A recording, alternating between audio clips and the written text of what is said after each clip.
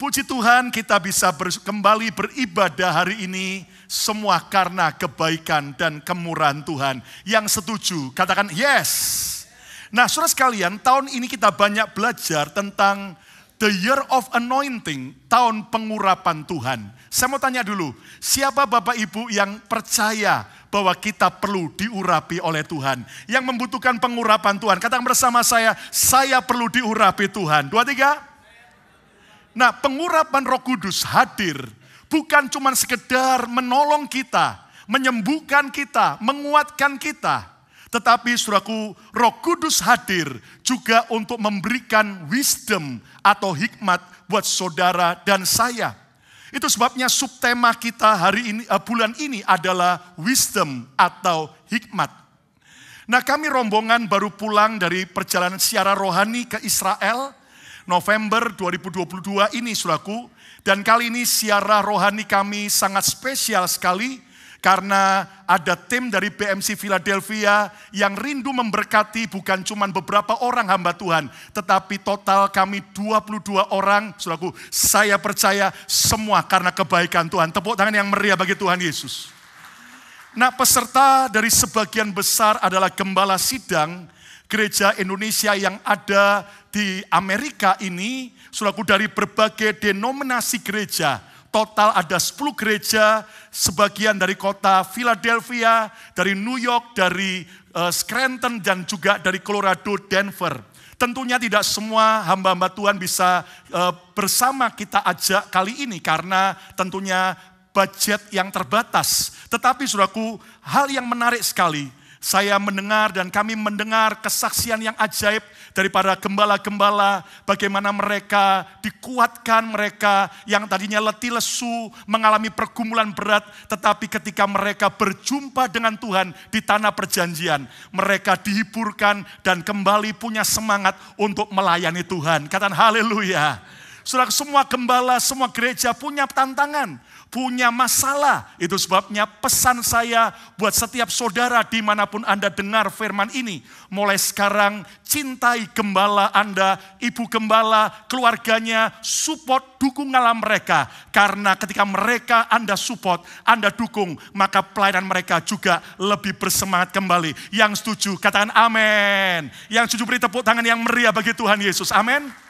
Stop salah mengerti dengan gembala, dengan keluarga gembala, ataupun malah kemudian saudara memusuhi. Karena saudara tahu bahwa pergumulan seorang gembala, ibu gembala tidaklah mudah.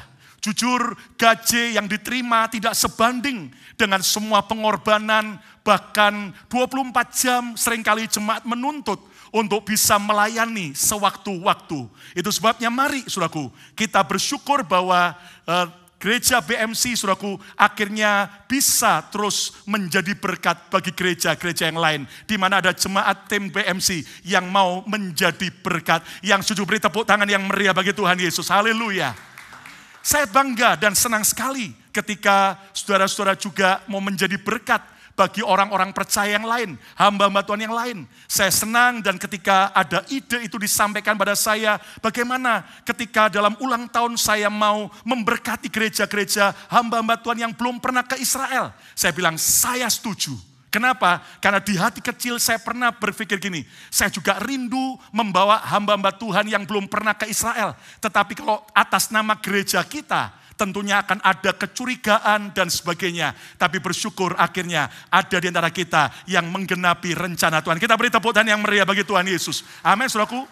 Dan ada banyak suka dan duka yang kami saling berbagi, saling mendoakan, saling menguatkan. Dan saudaraku, walaupun ada banyak perjalanan yang meletihkan dan melelahkan, dan ada beberapa yang sempat drop kesehatannya, termasuk Pastor Shirley sempat drop kesehatannya, dan tetapi saya percaya Tuhan mendatangkan kebaikan. Katakan amin. Nah, ada beberapa tempat yang menarik yang kami juga kunjungi, yang selama ini saya belum pernah kunjungi sebelumnya setiap kali ke Israel, di mana ada En-Gedi, ya, itu adalah tempat di mana Raja Daud sebelum jadi raja, dia lari, saudaraku, di padang gurun, sembunyi dari kejaran Raja Saul ketika Saul iri dan mau membunuh Daud. Dan Anda tahu di En-Gedi itu saudaraku, di belakangnya ada air terjun dan juga ada banyak gua-gua, termasuk gua yang terkenal yaitu Gua Adulam yang ada di daerah En-Gedi. Dan lihat bagaimana akhirnya Daud berharap pada Tuhan, maka Tuhan memberi pertolongan. Hari ini ketika saudara lewati padang gurun hidup ini, berharaplah kepada Tuhan, maka Dia menolong kita tepat pada waktunya. Yang percaya dan haleluya. Lalu juga kami pergi ke Gunung Hermon. Kami tadinya berpikir berharap ada salju di sana, tapi ternyata belum ada salju. Tetapi lihat dari puncak tertinggi yang ada di Israel, di dataran Golan, saudara, kami bisa menikmati berkat Tuhan. Bahkan beberapa pendeta lihat lompat, ya kan? Seperti firman berkata, kita melompati tembok, semua masalah-masalah kita taklukkan karena Tuhan Yesus memberi kita kemenangan. Katakan haleluya. Lalu juga ada Valley of Tears atau lembah air mata di kaki daripada Gunung Hermon. Yaitu saudaraku sebuah tempat di mana pernah terjadi peperangan yang membawa banyak korban. Ketika Syria akhirnya menyerang Israel pada hari raya Yom Kippur. Ketika semua orang Israel termasuk tentara Israel lagi melakukan ibadah mereka kepada Tuhan. Hari raya Yom Kippur atau hari raya pendamaian. Mendadak saudaraku, tentara Syria dengan sekian banyak pasukan tank akhirnya menyerang. Dan Anda mengerti saudaraku, di lembah itu cukup banyak korban. Tetapi yang menarik saudaraku, walaupun jatuh banyak korban dari tentara Israel, tapi Tuhan membela dengan ajaib. Padahal sudah hanya beberapa saat mereka akan kalah. Tapi ternyata tentara Syria mereka akhirnya mundur. Karena saya yakin Tuhanlah pembela Israel. Beri tepuk tangan yang meriah bagi Tuhan Yesus. Next lagi, bahkan beberapa hamba Tuhan pasang action, ya kan, bisa lompat karena sukacita. Karena Tuhan memberi kemenangan yang ajaib. Nah, setiap kali pergi ke Israel, orang tanya kepada saya, Pastor Lukas nggak bosen ke Israel? Anda tahu bahwa setiap kali ke Israel, Tuhan itu memberikan sebuah pewahyuan yang baru. Bahkan pengertian dan pembelajaran yang menarik. Nah, izinkan saya hari ini membagikan buat saudara. Lihat Pengkhotbah 10 ayat yang ke-10. Seorang raja yang sangat terkenal, kaya raya dan berhasil, yaitu Raja Salomo. Dia memberikan rahasia buat setiap kita. Jika besi menjadi tumpul dan tidak diasah, maka orang harus memperbesar tenaga. Tetapi yang terpenting untuk berhasil adalah hikmat. That's the value of wisdom. It helps you succeed. Dan inilah nilai daripada hikmat akan menolongmu untuk berhasil. Sebuah kalimat yang penting sekali. Salomo berkata yang terpenting untuk berhasil adalah hikmat. Ayo coba yang online coba ketik dan semua katakan yang terpenting untuk berhasil adalah hikmat. 2, 3. Yang terpenting untuk berhasil adalah hikmat. Saya mau tanya, siapa di sini yang mau gagal hidupnya? Angkat tangan. Enggak ada. Siapa yang mau berhasil sukses? Angkat tangan saudara. Karena bersama saya mau berhasil. 2, 3. Nah, saudara sekalian, Salomo memberi rahasia bahwa rahasia untuk sukses adalah wisdom, hikmat. Salomo tidak berkata bahwa supaya kamu berhasil kamu perlu kepandaian. Salomo tidak berkata supaya kamu berhasil kamu perlu kecerdasan. Kamu perlu kekayaan, modal yang besar, kamu perlu koneksi. Tetapi Salomo berkata yang terpenting untuk berhasil adalah hikmat. Jangan salah mengerti, kepandaian penting, kecerdasan, kekayaan, modal, koneksi itu penting. Tetapi Salomo mengingatkan, ada rahasia keberhasilan. Kalau Anda mau berhasil dalam keluarga pernikahan Anda, berhasil dalam kesehatan, ekonomi, pekerjaan, pelayanan, ternyata adalah hikmat. Ucapkan bersama saya hikmat. 2, 3, hikmat. Nah, saudara sekalian, waktu saya merenungkan ayat ini, kenapa Salomo mengatakan yang terpenting untuk berhasil itu bukan kecerdasan, bukan kepandaian, bukan koneksi, bukan kekayaan, tapi hikmat. Ternyata gini saudaraku, saya mensurvei dan saya mencoba cari data yang lengkap. Ternyata orang Israel itu sebetulnya tidak terlalu pandai, tidak terlalu cerdas. Jangan salah mengerti. Kenapa? Coba lihat. Nanti Anda bisa Google ya. Survei membuktikan negara yang terpandai penduduknya di dunia, nomor 1 adalah Jepang. Nomor 2 adalah Switzerland, Swiss. Nomor 3 adalah China. Nomor 4 adalah Amerika. Nomor 5 adalah Belanda. Dan ternyata dari survei, Israel itu pada urutan penduduk yang paling pandai adalah nomor 22. Pastor Lukas, Indonesia urutan berapa? Enggak tega saya ngomong. Bahkan di survei lagi, negara yang penduduk IQ-nya, intelijensianya, tingkat intelijennya tertinggi di dunia, nomor 1 adalah Singapura. Rata-rata IQ mereka adalah 104. Yang kedua adalah China. Yang ketiga Hong Kong, yang keempat Taiwan. Israel IQ penduduknya urutan nomor 41. Rata-rata 95. Indonesia berapa Pastor Lukas? Mengerikan sekali. Ya, tapi saya percaya kalau Tuhan memberi hikmat, nggak ada yang mustahil. Beri tepuk tangan yang meriah bagi Tuhan Yesus. Lihat ya.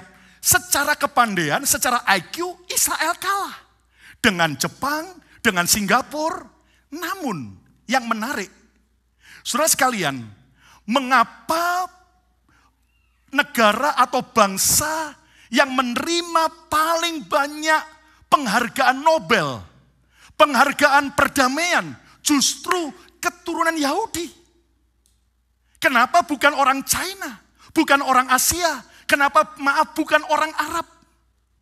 Mengapa para penemu yang berguna bagi kehidupan manusia justru sebagian besar keturunan Yahudi, bukan orang Asia, bukan orang Arab? Dan Anda mengerti, saudaraku, dari data sampai hari ini saja ada 212 orang yang dapat penghargaan Nobel yang adalah keturunan Yahudi. Saudara, Anda boleh Google. Saya punya data dari 212 orang Yahudi yang dapat penghargaan Nobel. 58 orang menerima Nobel di bidang kedokteran. 57 Nobel fisika. 37 orang Nobel kimia. 35 Nobel ekonomi. 16 orang Nobel sastra. 9 orang Nobel perdamaian. Menarik sekali. Padahal populasi keturunan Yahudi hari ini di antara populasi penduduk dunia hanya 0,2%. Kecil sekali. Tetapi kenapa mereka menjadi para penemu-penemu yang hebat? Mengapa mereka menjadi orang-orang yang sangat diberkati? Bahkan terkenal, bahkan menguasai ekonomi di berbagai negara. Ini yang menarik.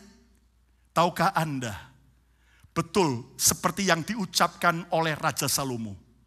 Bukan kepandaian dulu, bukan IQ yang tinggi, bukan pengetahuan yang luas yang membuat orang berhasil. Jangan salah ngerti, semua itu perlu. Tapi yang terpenting adalah hikmat yang dari Tuhan. Tepuk tangan yang meriah bagi Tuhan Yesus. Kurang meriah dong, haleluya. Apa gunanya buat kita, Pastor Lukas? Dengar baik-baik. Mungkin kita minoritas di negara ini. Mungkin sudah berkata, Inggris saya seperti Inggris broken rice. Mungkin saya tidak punya pendidikan setinggi yang lain. Tapi dengar, kalau saudara dan saya mau berhasil, milikilah hikmat dari Tuhan. Dan hikmat dari Tuhan akan membuat saya dan saudara lebih berhasil dari orang-orang pandai. Kok rasanya masih falas tepuk tangan, lebih meriah lagi kata haleluya. Apa sih kata hikmat tadi? Kata hikmat dari kata hakemah dalam bahasa Ibraninya. Punya arti skillful, terampil. Wisdom, kebijaksanaan. Wisely, bijaksana. With kecerdasan. Nah lihat, memang ada skillful dan kecerdasan. Tapi Ternyata hikmat ini lebih berkaitan bukan soal intelijensia kita, kepandaian nilai kita di sekolah, seberapa tinggi kita punya gelar, tetapi ditentukan oleh yaitu karakter yang baik, yaitu wisdom, kebijaksanaan, wisely, bijaksana. Jadi, lihat kemari, hikmat tidak berbicara tentang kepandaian terlebih dahulu, tetapi soal hati yang bijaksana. Kebijaksanaan tidak berkaitan dengan IQ otak seseorang, tetapi kebijaksanaan yang membuat kita berhasil berbicara tentang karakter baik, kelapangan hati kita, dan sikap hormat kita kepada Tuhan. Saudara mungkin pernah tanya, apa sih maksud ayat ini? Mari kita lihat Mazmur 111 ayat yang ke-10. Saya yakin ada banyak saudara yang tidak ngerti apa maksudnya. Izinkan Tuhan mewahyukan hari ini. Ayo kita baca sama-sama ayat yang penting ini. 2, 3. Permulaan hikmat adalah apa? Takut akan Allah. Semua orang yang melakukannya berakal budi yang baik. Terus puji-pujian kepadanya tetap untuk selamanya. Wisdom begins with respect for the Lord. Yang menarik saudaraku. Sekali lagi Pemazmur Daud berkata, hikmat harus dimulai dari karakter yang baik. Takut akan Tuhan, respect Tuhan, hormat akan Tuhan, kelapangan hati kita. Jadi saudaraku, kita harus ngerti gini, kalau saudara mau punya hikmat dari Tuhan, harus didahului dulu dengan takut akan Tuhan. Karakter yang baik, bukan jahat. Sikap hormat pada Tuhan, cinta Tuhan, bukan menghina Tuhan atau meremehkan Tuhan. Kenapa? Lihat kemari. Karena kekayaan, kuasa, pengaruh di tangan orang yang hatinya jahat akan sangat berbahaya. Betul?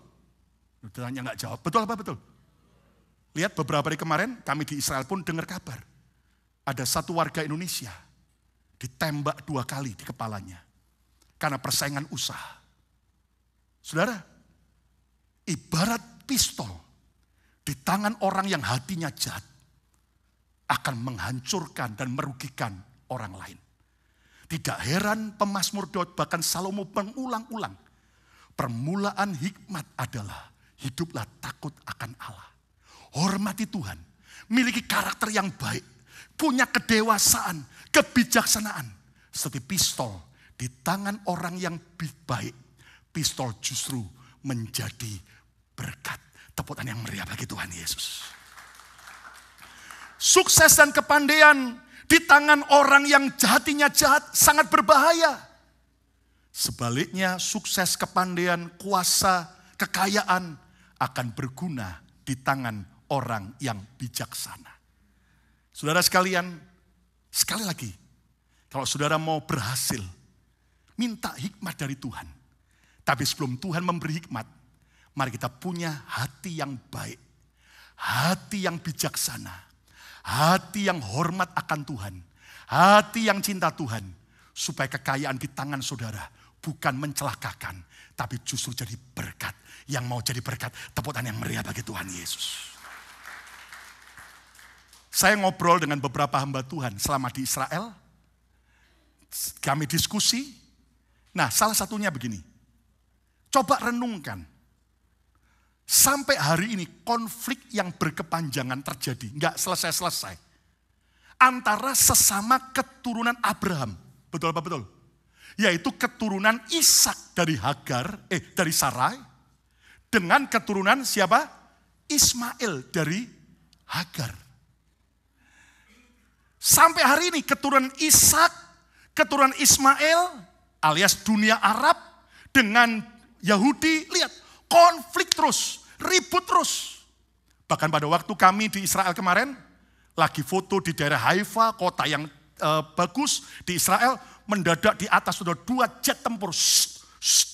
Lalu yang dampingi kami bilang, pasti ada sesuatu sedang terjadi.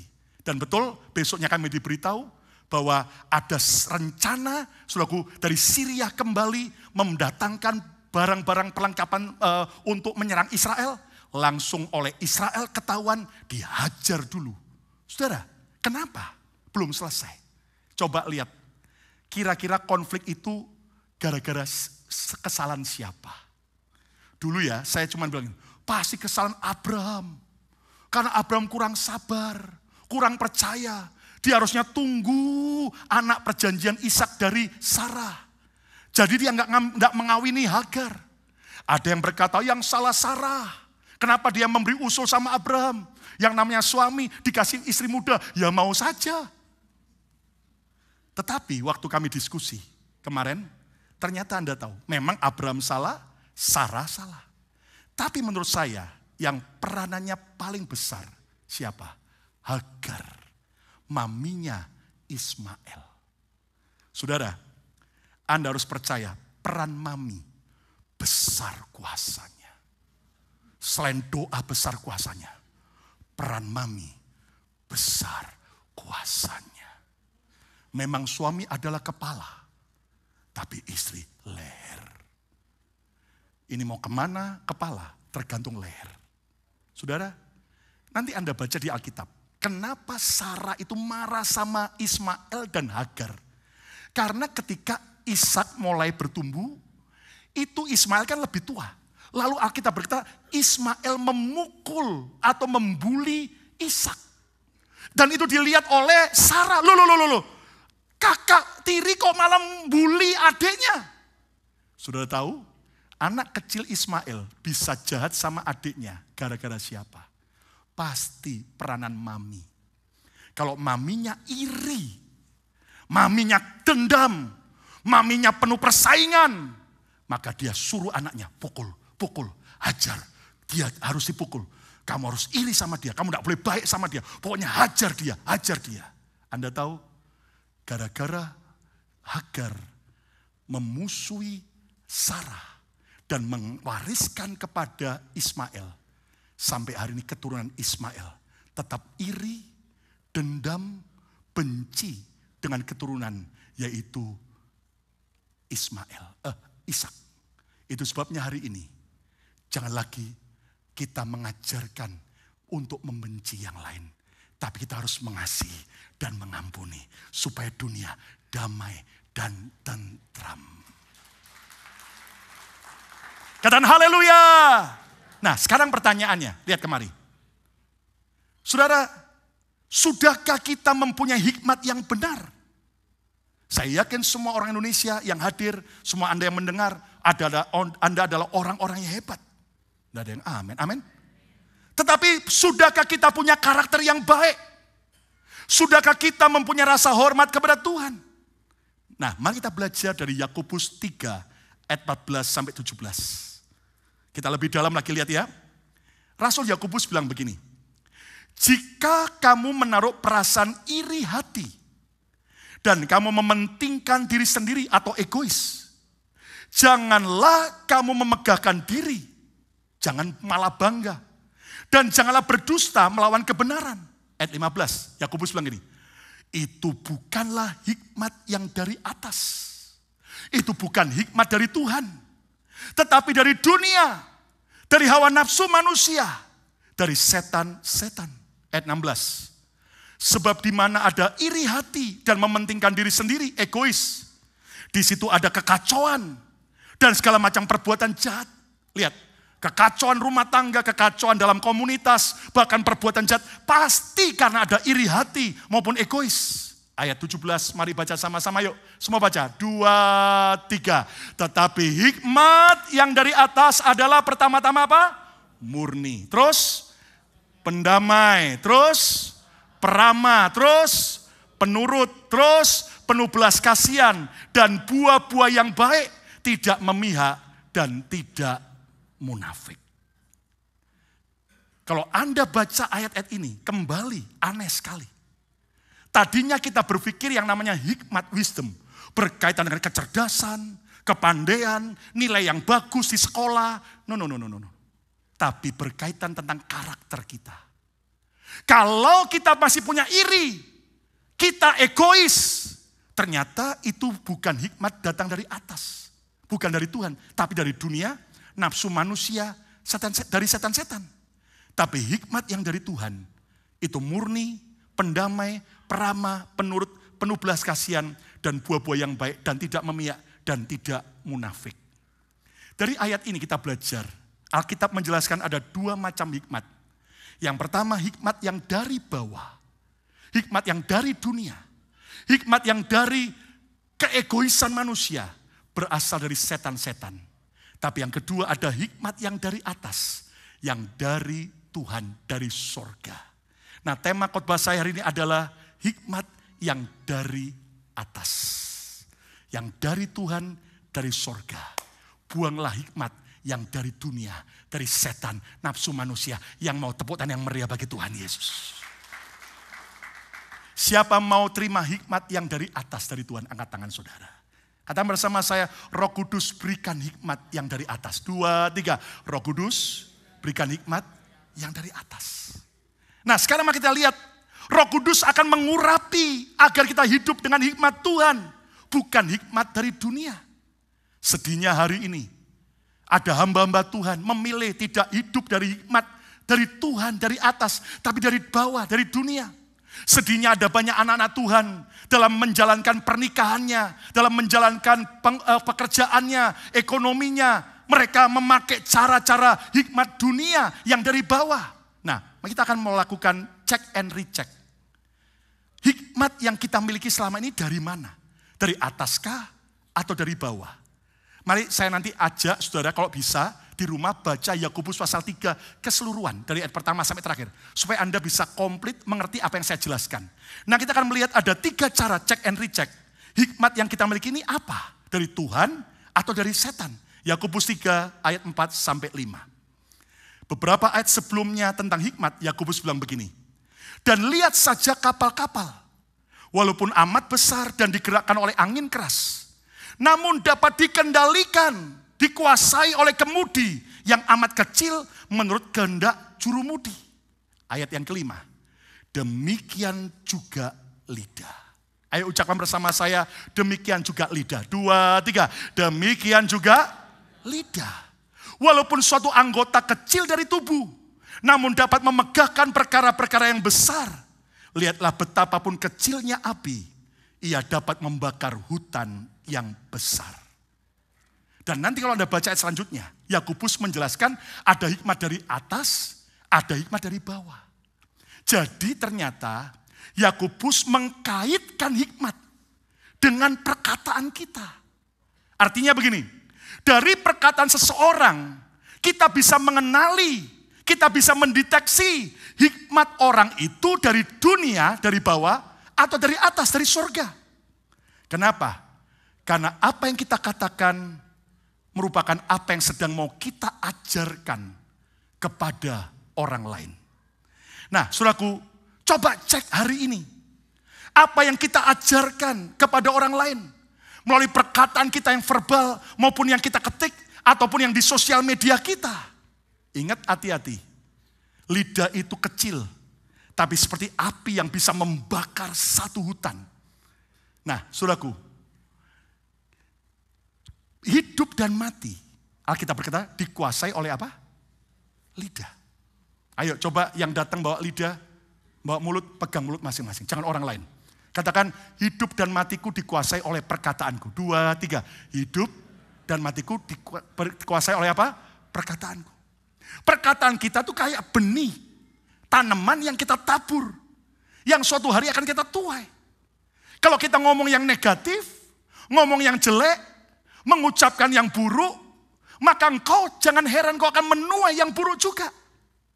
Tetapi kalau sudah menabur perkataan yang baik, perkataan yang positif, itu akan menuai hal-hal yang baik, yang setuju katakan amin.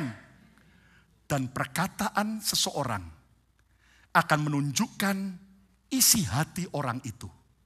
Perkataan seseorang akan menunjukkan isi otak orang itu. Perkataan seseorang akan menunjukkan seberapa tingkat kedalaman kedewasaan rohani orang itu. Contoh, kalau orang tiap hari omongannya iri, jelekin orang, kepahitan, Anda bisa lihat, hikmat dari bawah. Kenapa? Isinya terus yang jelek dari perkataannya. Tapi kalau orang lewati masalah tetap dia bersyukur, Tuhan engkau baik, waktu dia disakiti dia tetap mengampuni. Saudara akan berkata, wow, isi hatinya penuh hikmat dari sorga. Siapa mau hidupnya penuh hikmat dari sorga? Kita beri tepuk tangan yang meriah bagi Tuhan Yesus. Bahkan perkataan seseorang menunjukkan kualitas orang itu. Maaf kata ya, maaf kata. Ada orang pendidikannya tinggi, kaya raya. Alamak, tapi perkataannya, maaf, kayak orang kampungan. Ngomongnya tuh saudaraku jelek terus. Kampungan sekali. Nah hari ini, sebagai gembala saya mengajari setiap saudara. Ayo mulai sekarang, hati-hati dengan apa yang kita ucapkan dan ajarkan kepada yang lain. Mulai sekarang, ucapkan semua yang positif. Apapun kondisimu, jangan berkata, anakku kayak setan, benar-benar kayak setan. Mulai sekarang ucapkan, anakku sedang diproses Tuhan. Jadi orang yang perkasa di bumi dan di sorga. Jangan bilang, aduh ekonomi lagi goncang, mati aku. Mati beneran. Ngomong, aku sukses. Nggak ada yang amin. Ayo ucapkan bersama saya, aku sukses. Ucapkan, aku diberkati. Aku dipelihara Tuhan. Aku lihat banyak mujizat Tuhan. Tepuk tangan yang meriah bagi Tuhan Yesus. Mulai hari ini saudaraku, hati-hati dengan apa yang kita ucapkan, yang kita ajarkan. Apa yang kita ajarkan ditentukan oleh apa? Oleh apa yang kita percayai. Kalau Anda percaya gini, iya. Kalau aku ngomong yang jelek, nanti yang jelek jadi. Kalau aku ngomong yang positif, positif jadi. Maka mulai sekarang Anda akan berubah dari ucapan kita. Suami Anda mungkin masih belum cinta Tuhan. Jangan ngomong, suami kayak setan. Benar-benar makin kejahatan kayak setan. Ucapkan sekarang, suamiku sebentar lagi bertobat. Dia akan jadi hamba Tuhan yang dipakai oleh Tuhan. Amin. Sekarang saya sebagai gembala, saya mempercayai hari depan yang indah buat setiap saudara. Sekarang saya berkati, semua Anda sukses, berhasil, cinta Tuhan, bahagia, diberkati oleh Tuhan. Jadi berkat. Katakan amin, saudaraku. Ideologi yang kita pegang. Lihat, orang kalau ideologinya teroris, maaf, penuh kebencian, bunuh yang lain, itu adalah kafir, kita harus hancurkan mereka. Lihat, hidupnya, perkataannya mengerikan. Bahkan juga pengaruh apa yang kita mau berikan. Anak-anak kita akan jadi pendamai. Tergantung kita. Apa yang kita ajarkan. Anak-anak kita pendendam, gampang berantem. Dan tidak mau ngampuni. Tergantung dari apa yang kita ajarkan. Saudara, jangan cuma mendoakan supaya anak kita baik. Mulai sekarang, mari kita ajarkan kebaikan buat anak-anak kita. Tepuk tangan yang meriah bagi Tuhan Yesus. Nah, apa yang kita ajarkan setiap hari? Apakah sesuai dengan kehendak Tuhan? Apakah mempermuliakan nama Tuhan? Apakah mendatangkan berkat dan kebaikan?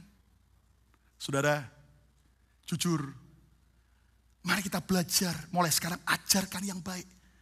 Supaya orang itu waktu dekat kita nggak malah panasan, emosian, penuh kebencian, kepahitan. Tapi biar kita selalu ngomong sama orang, meneduhkan, mendinginkan keadaan. Bukan malah ngompori, bukan malah membuat permusuhan, pertikaian, tapi malah mendamaikan. Dan saya percaya itulah hikmat yang dari atas, yang setuju, katakan haleluya. Cek and recheck hikmat yang kita miliki yang kedua. Lihat Yakobus 3:13. Siapakah di antara kamu yang bijak dan berbudi? Baiklah ia dengan cara hidup yang baik. Menyatakan perbuatannya oleh hikmat yang lahir dari kelemah lembutan. Dengan cara hidup yang baik, menyatakan perbuatannya oleh hikmat yang lahir dari kelemah lembutan. Yang pertama tadi, apa yang kita ajarkan, apa yang kita katakan. Yang kedua, apa yang kita pertontonkan sehari-hari. Coba cek. Ternyata cara hidup kita setiap hari adalah apa yang sedang kita pertontonkan kepada orang lain. Sosial media bisa menipu. Semua di sosial media tertampak, wow keren. Padahal belum tentu aslinya. Tetapi mari kita sebagai orang tua mempertontonkan yang baik kepada anak-anak kita tiap hari. Sebagai seorang karyawan, pertontonkan bahwa kita adalah karyawan Kristen yang baik setiap hari. Tidak ada yang amin. Sebagai orang yang dalam masyarakat, mari kita pertontonkan Kristus dengan cara hidup yang baik. Nah, saudara, jangan berusaha mempertontonkan kesempurnaan. Nanti Anda stres dan frustrasi. Maaf ya, ada orang itu pokoknya aku harus mau sempurna. Bahkan kalau sampai foto, tiba-tiba ada kekurangan dikit aja, rasanya nggak seneng. Ulang. Ya. Boleh nggak? Oh, boleh aja, saya juga gitu kok. Tapi terkadang, dengar, hidup ini nggak sempurna. Lihat banyak wanita-wanita stres, kenapa? Loh, mata kanan dan kiriku kok gedenya nggak podo.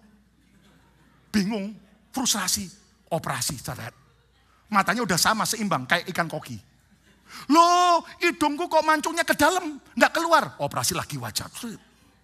Loh, pipiku kok tembem. Ya toh, mulai dikempesin, tarik, seret. Sampai nariknya, suaku sampai bingung, sudah itu, sampai kemana? Loh, saya nggak melarang Anda operasi begitu, nggak apa-apa.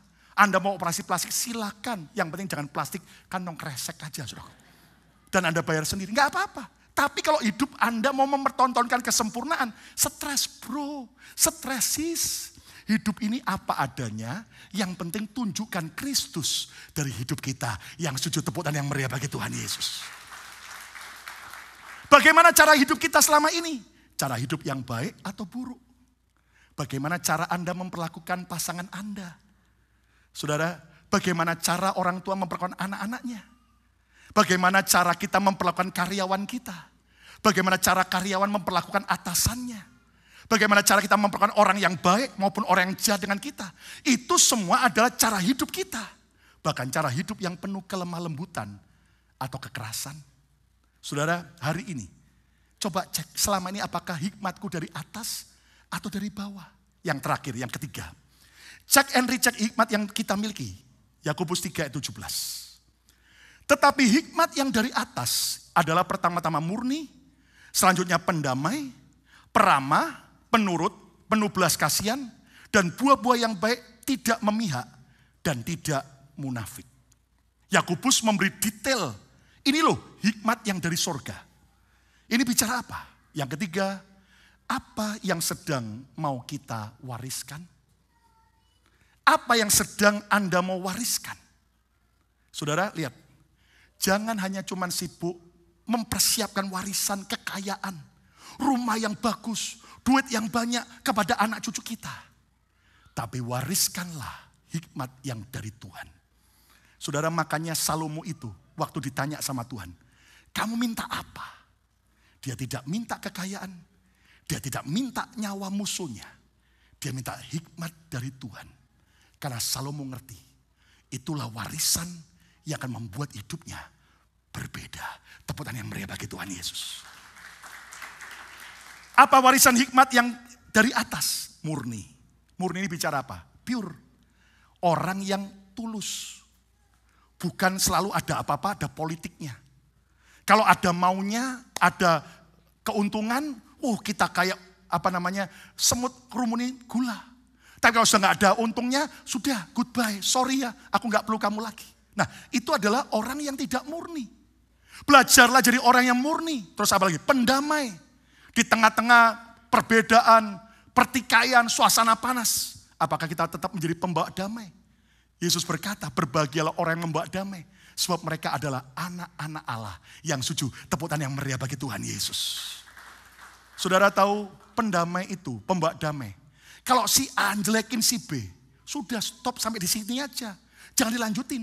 Ada orang itu saudaraku, bukan pendamai, malah tukang kompor. Lu tahu nggak? Si A tadi ngomong saya jelekmu itu. Ini B ngejelekin si A, kita sampein. Akhirnya ribut. Nah, saya berdoa semua kita jadi pembawa damai. Pegang dada masing-masing, saya mau membawa damai. 2, 3. Ada banyak hal yang saya mau berhentikan di hidup saya. Stop sampai sini. Nggak boleh saya sampaikan si A, si B. Kenapa? Nanti ribut. Berapa lagi? Peramah.